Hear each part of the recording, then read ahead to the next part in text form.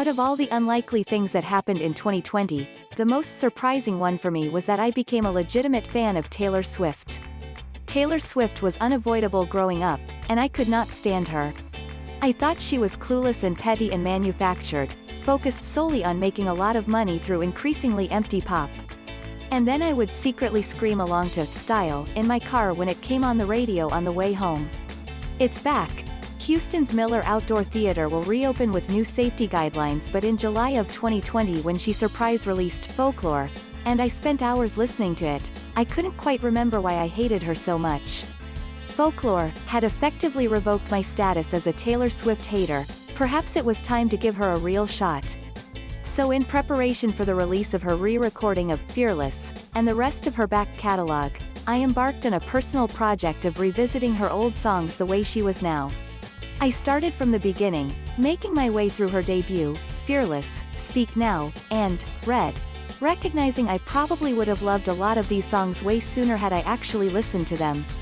It wasn't until I was in the middle of 1989, the album that came out when I was a senior in high school, that I'd realized why I'd hated her for so long. She was just so openly earnest at all times. Earnestness was something that felt unavailable to me, something I couldn't embrace if I wanted to make it far in life. Earnestness was uncool, and I didn't want to be the kind of girl who wallowed in or even outwardly acknowledged my heartbreak, embarrassments, or loneliness. Honest earnestness felt like handing someone the weapon to use against me later, and Taylor Swift seemingly opened the whole armory and offered everyone a choice, blatantly writing about those who had wronged her and how much it hurt. I made fun of her commitment to that earnestness and played tougher than I was. Where I buried my emotions under a brave face and sarcasm, Taylor Swift reveled in hers and brandished them proudly in a catchy hook. And I hated her for it, the way she embraced a part of life I felt like I couldn't have. Really?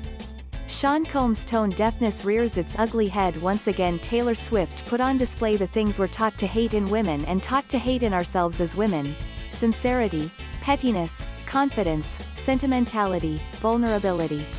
And she's far from the first, but she established early in her career that her emotions were meant to be taken seriously and she wasn't going to hide them from anyone. And she did it as a 16-year-old girl, the age where it often feels the hardest to be taken seriously and have our emotions acknowledged and valued.